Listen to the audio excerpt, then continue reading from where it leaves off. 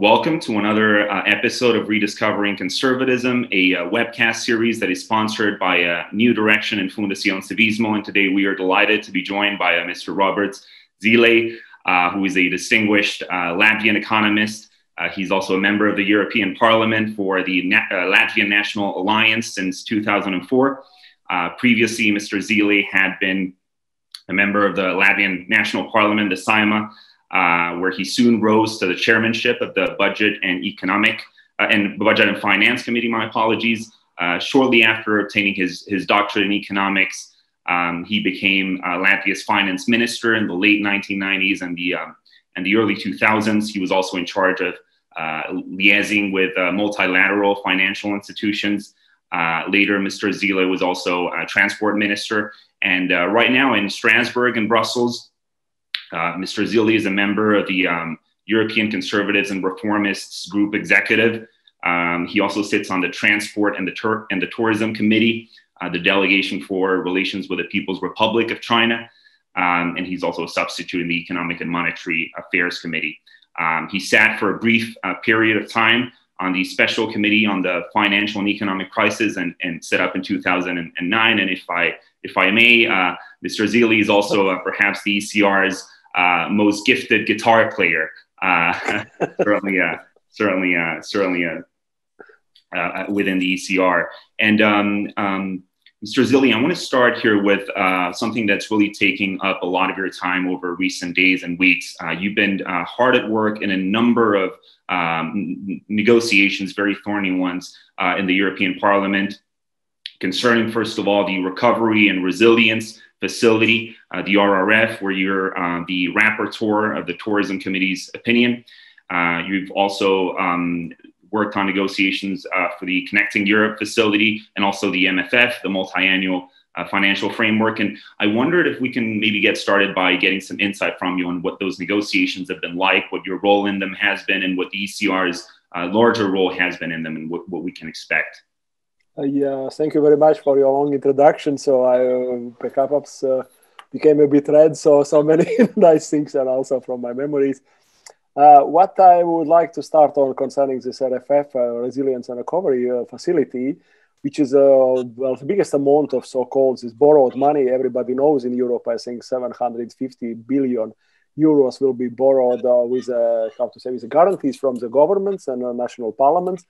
From the financial market, it will be done by the European Commission, and then they will distribute according allocation keys this money, 390 billion as a grants, so meaning not repayable resources, and all the rest, 360 billion, would be available for member states for loans if they want to take loans through the Commission. So, but of course, it's the first time, as we know, in European Union. And that's why it's very politically sensitive, and Resilience and Recovery Facility is the biggest part of this amount of money, as I told. And we had in Parliament through several committees to create opinions.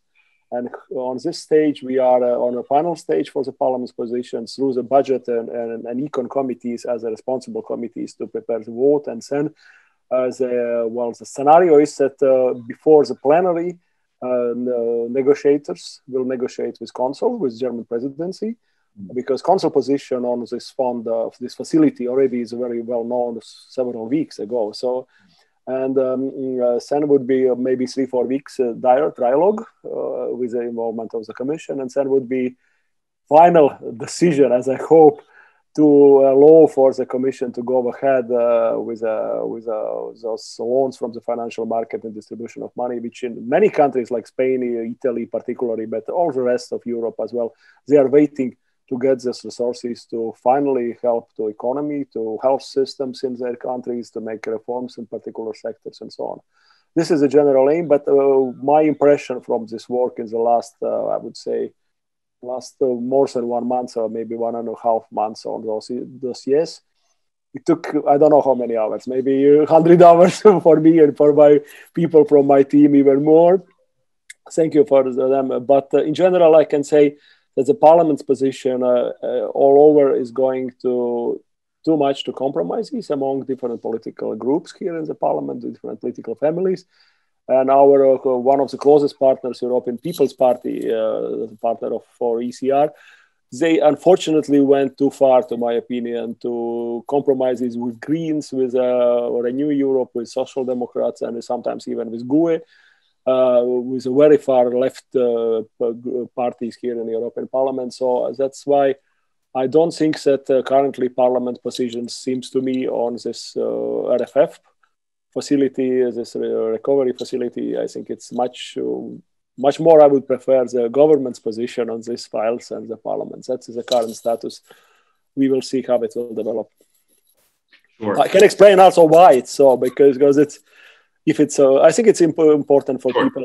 Unfortunately, the Parliament's position is coming that, Brussels would like to teach national governments how to use this money too much, to my opinion.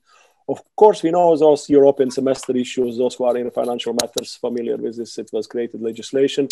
Then, of course, there is a country-specific recommendations coming every year from the European Commission to particular member states. Let's do some bottleneck issues, some difficulties, according to the European Commission opinions, what member states should do it. And I think it's reasonable compromise. Was initially, of course, the member states have to take in account this country-specific recommendations.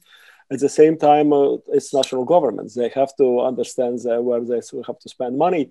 But Parliament even went too far. I think they started to earmarking money for 6-pillar system, for example. First pillar is all the Green Deals. The second pillar is digital issues. Where there's a earmarking of particular amount of money which you have to spend. And they created also social pillar, and they created youth and all the nice things, which any member states knows how to better to use. And for example, youth unemployment perhaps is more difficult issue in Mediterranean countries and less on north of Europe. So that's why you cannot create a one-size-fits-all approach and to push from Brussels as a clear guidelines how to do it. So there should be some guidelines, but it's going too far on a Parliament's position now currently. That's why I think European conservative reformists would be very skeptical on this issue. But of course, we don't want to delay this final trialogue with the Council and to move ahead, and this money should be distributed. Currently, it seems that the most optimistic time is March or maybe April next year only. And if it's later, it's even worse. Right. Well, Mr. Zīle, this is tremendously useful, and as you and I were discussing before jumping online, is these are generally the way that the EU is sort of coordinating the response on the economic front here to this COVID shock has been very opaque.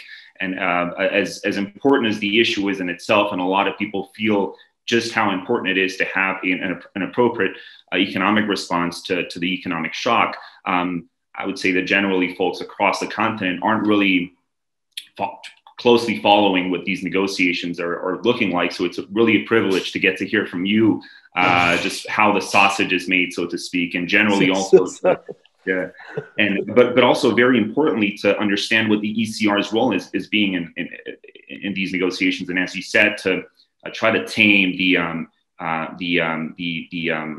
zeal of the Commission to kind of guide how national governments are going to be appropriating all of these sums of money. And I want to delve deeper here into one aspect of your expertise, which is the monetary kind of set of issues. Obviously, since working in Latvian politics, this has really been an issue of overriding concern for you.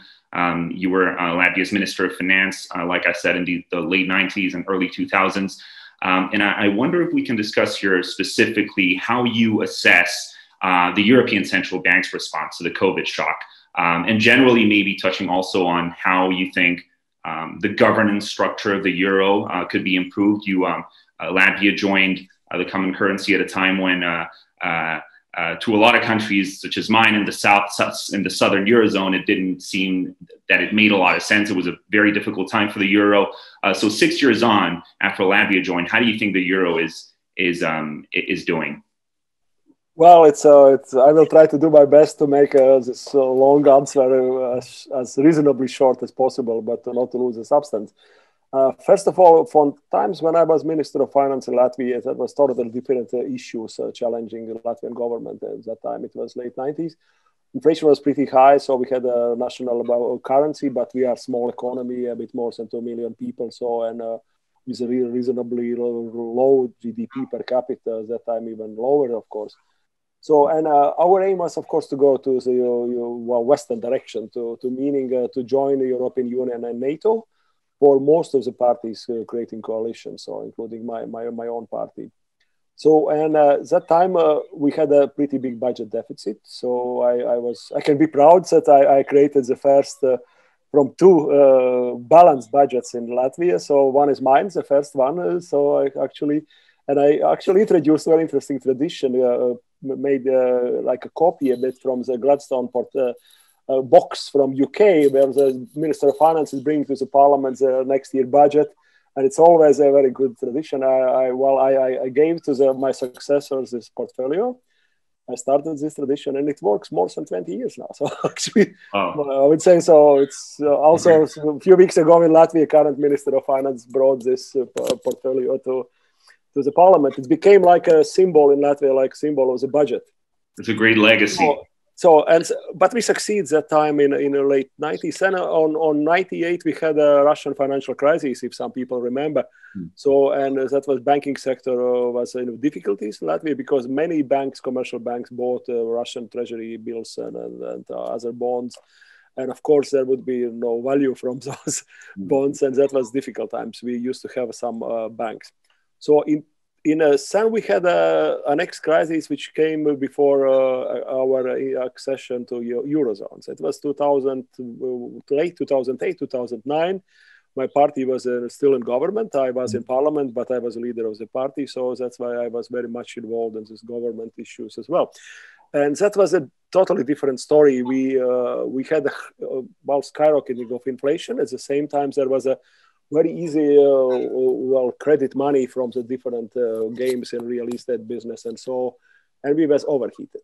And so then we had only two options. Either we will devaluate the national currency, but then we have to understand that Euro's accession to Euro is far away from us, or we will do internal devaluation, which is very painful, reduction of salaries, pensions, and other things. Governments at times choose this approach. And governor of the central bank that time also supported this direction. And then it would be just stupid if we had so much pain several years after 2009 ahead. So not to join your Eurozone, where doors were open. And for small economies, we need Eurozone because it's more create monetary stability for the country. And as I described situation with the Russian financial crisis, we could expect if we would keep a national currency for a long run, the Russians can, of course, destabilize our macroeconomic situation through the different measures. So that's why for Latvia, Estonia, Lithuania, our neighbors, it was the right decision. We joined Eurozone with not in 1 year, all three countries, but we did it in several years' time. And I think in Latvia, there was debate actually about accession to Eurozone, but it disappeared after 1 week we joined. There was no debate on this. And I think there was no serious politicians or some, opinion makers, serious ones, who would say that it was wrong step for countries like Latvia. It doesn't mean that everybody could be happy in Eurozone or with the joining of Euro. We fully respect the size of the countries, differences. But for small economies, open economies like Baltic states, it was the right decision. Sure. That's a really I didn't answer you about ECB, sorry. Current ECB. Go ahead. Just very shortly, I think, like we are not, but savers country, like frugal countries, like Netherlands, Sweden is not a Eurozone, but also among those people like Austria. I think they of course, have differently this issue than in Spain, Greece, Portugal, Italy. So, but I think Lagarde's ECB, they did a lot of right steps, what should be done.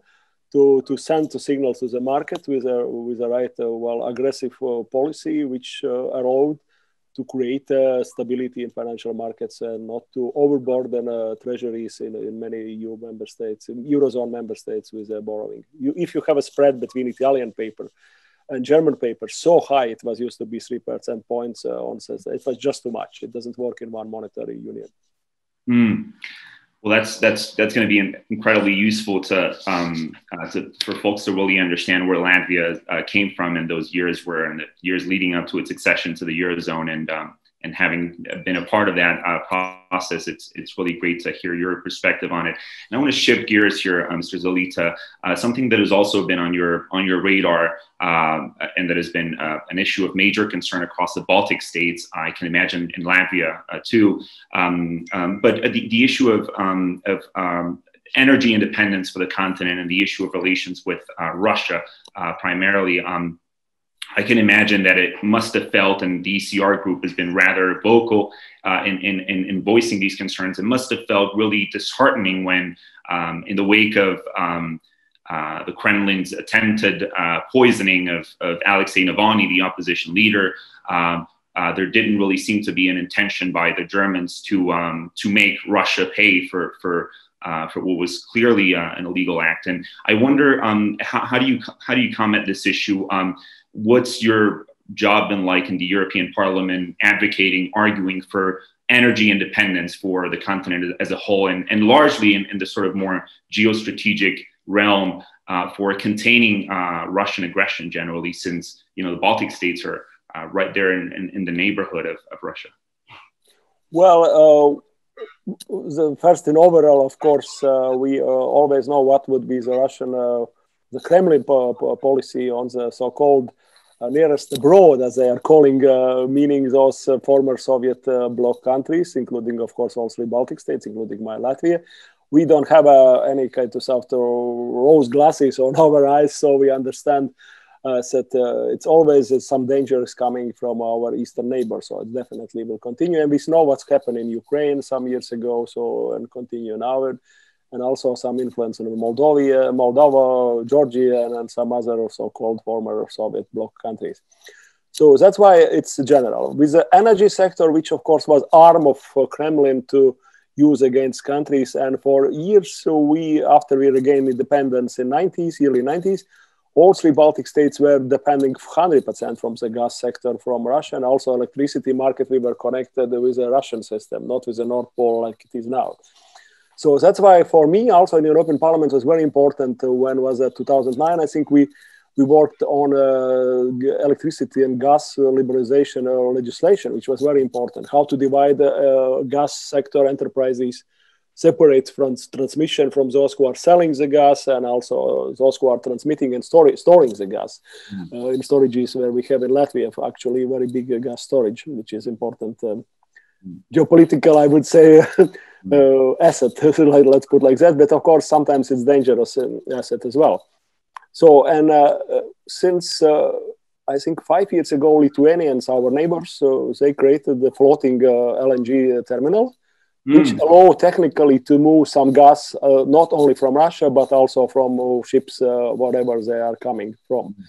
So that's created some kind of opportunities. And European Commission, we also lobbied very significantly, created this, there was a special fund when we had the financial crisis, and there was established some kind of money for the connection, subsidies for the connecting gas pipelines.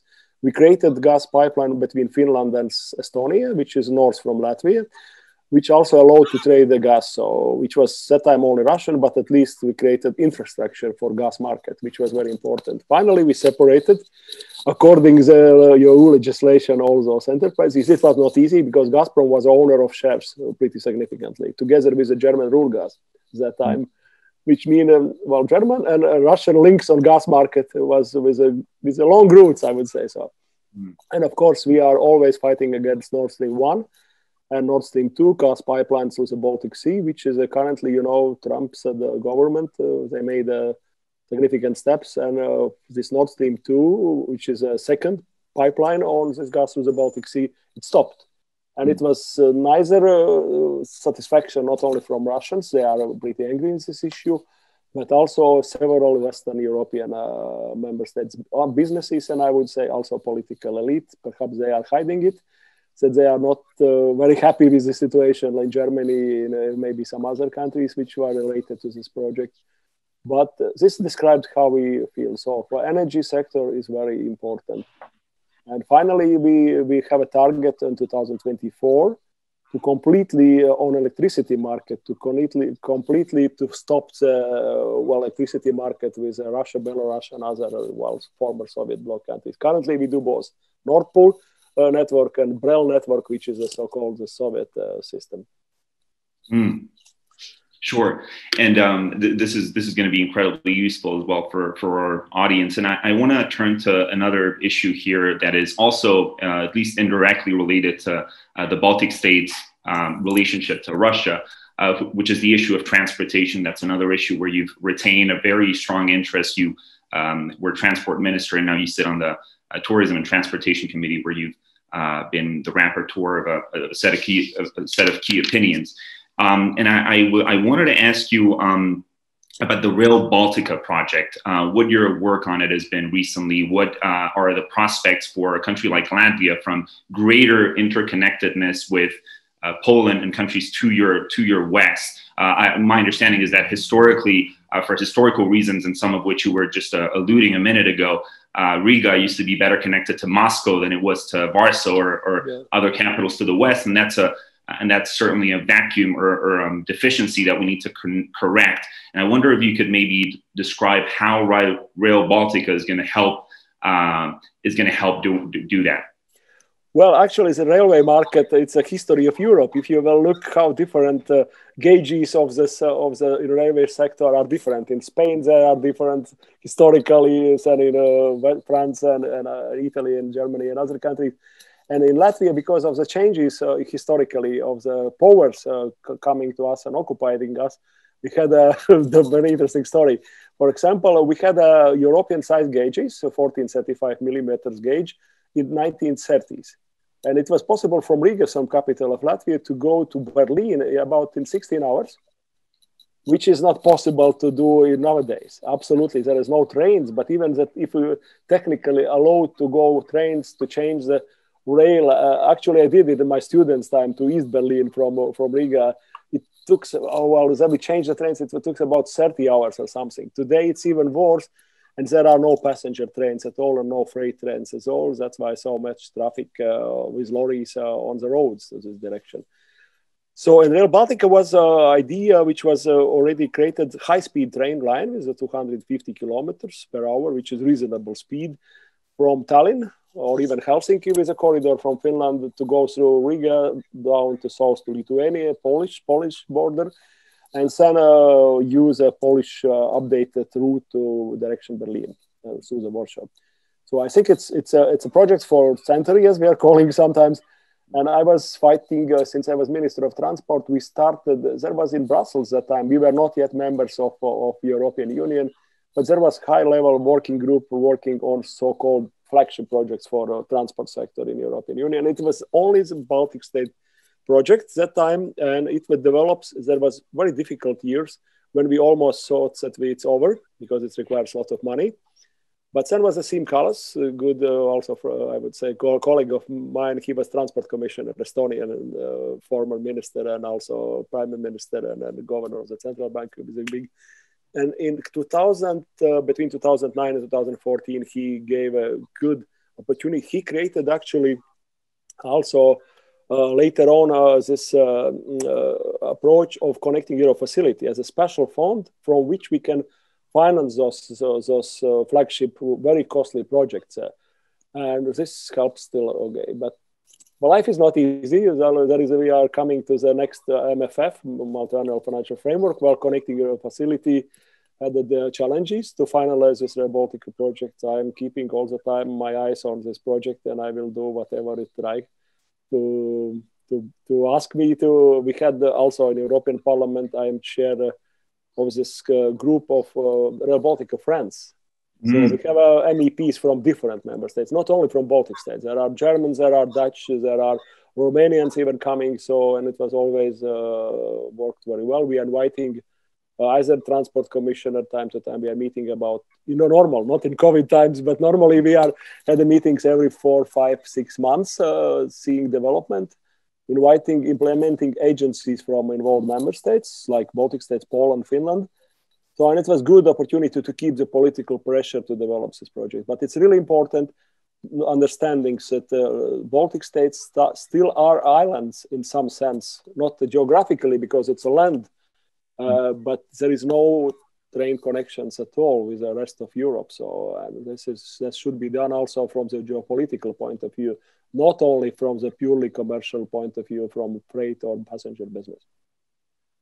Well, that's incredibly useful, and the anecdote you recounted there at the start about the fact that connections from Riga and from the Baltic states generally to the west of Europe have gotten worse with Soviet in the post-war years, and that really goes to show that that at least the EU could be playing a major role in helping spur a more interconnected continent, and certainly the countries that were deprived of those links and those connections with other countries to the west now have an opportunity, and we surely wish you the best of luck with the Rail Baltica project.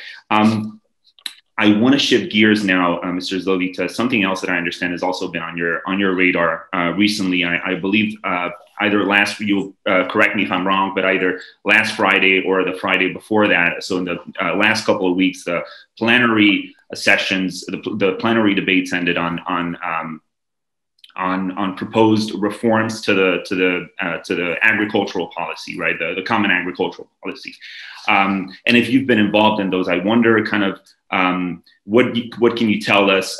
What can European farmers, Latvian farmers expect from this round of reforms to such an important pillar of EU policy?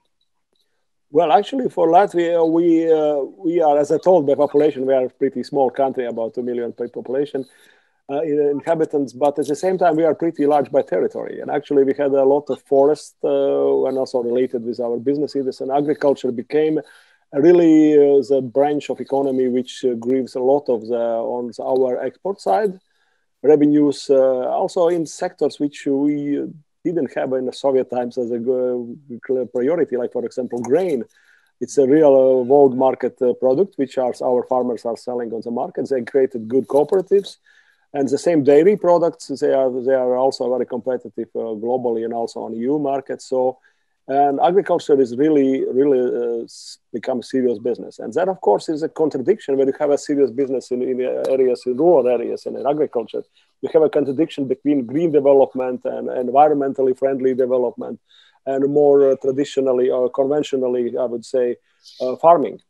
And this is, of course, related concretely also with the next CAP, Common Agriculture Policy reforms, which is related with next MFF. I also were fighting together with my Baltic colleagues for years.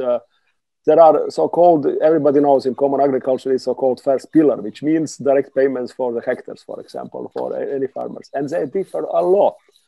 And we are in Baltic states and Latvia had the lowest level, even with some additional gain in July European Council meeting. Our Prime Minister fight it pretty hard. But anyway, we expect that in 2027, our direct payments from this first pillar payments to Latvian farmers will be only 82% of average in European Union farmers. Mm-hmm.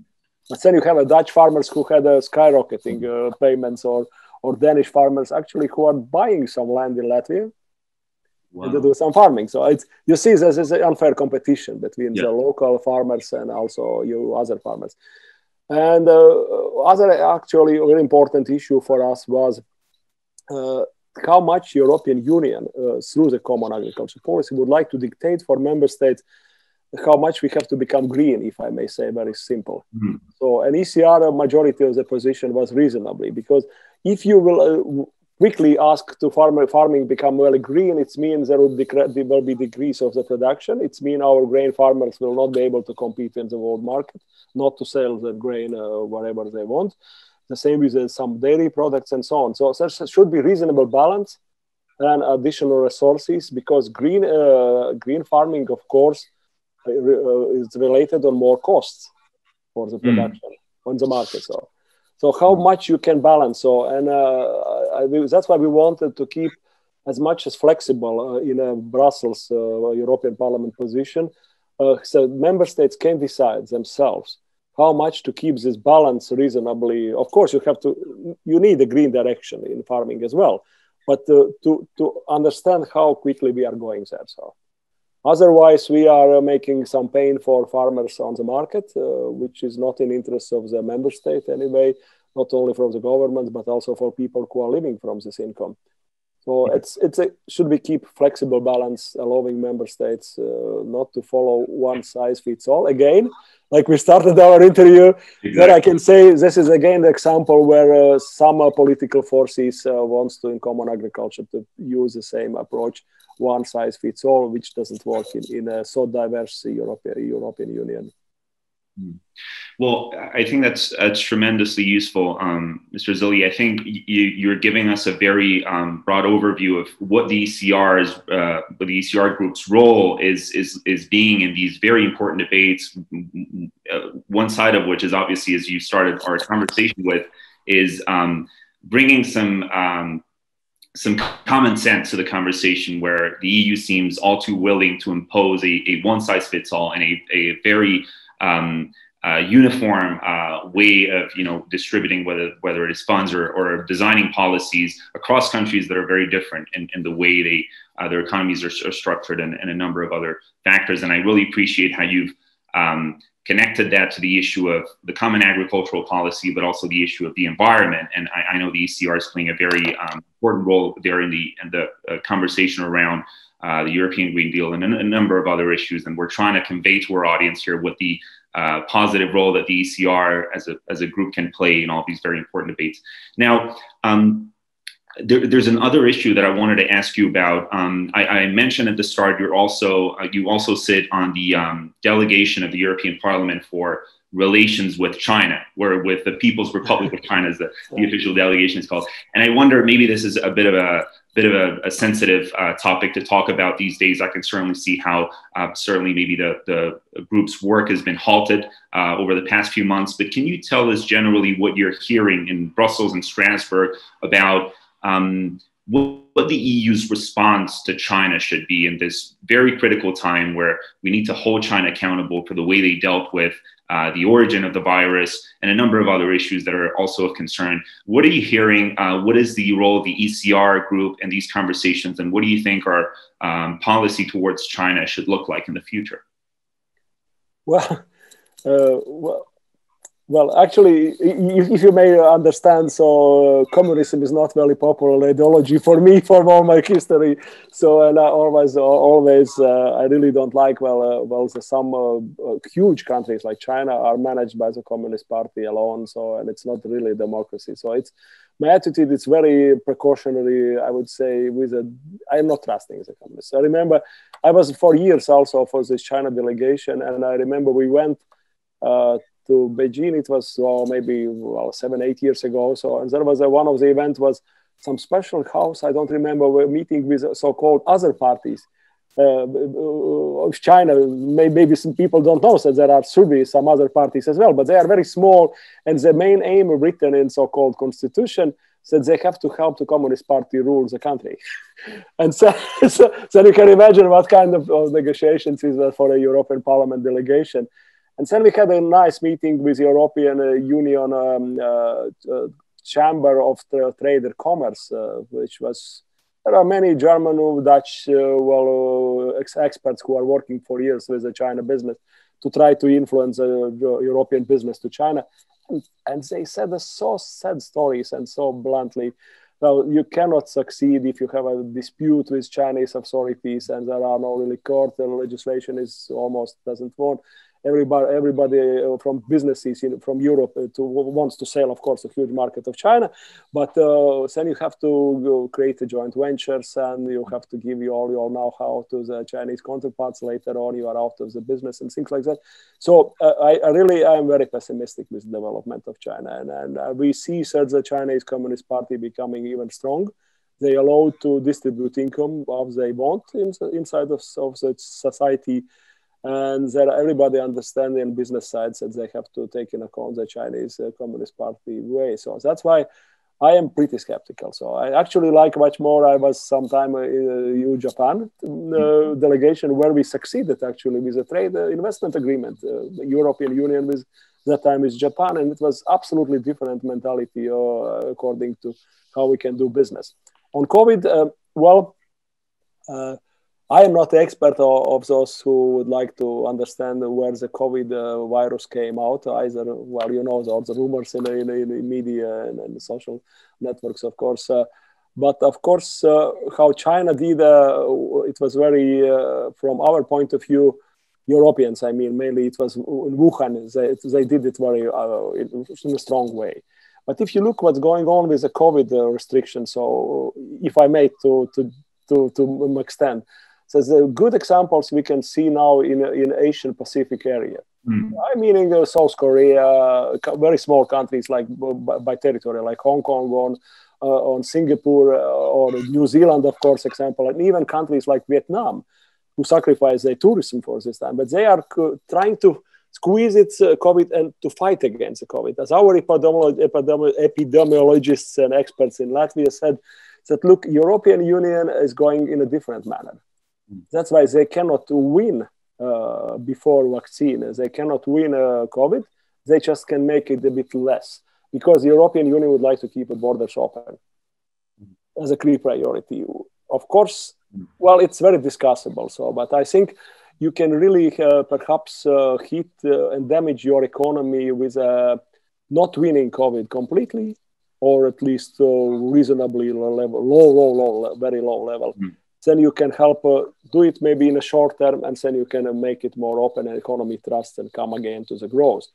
European Union, unfortunately, with some kind of this approach, not allowing for member states to fight coronavirus more strictly in a more short term. So that is not only my view. I was listening and reading my experts, medical experts. So, but I fully understand that the European Union is not following this direction, which we can monitor in Pacific area and also in Asia.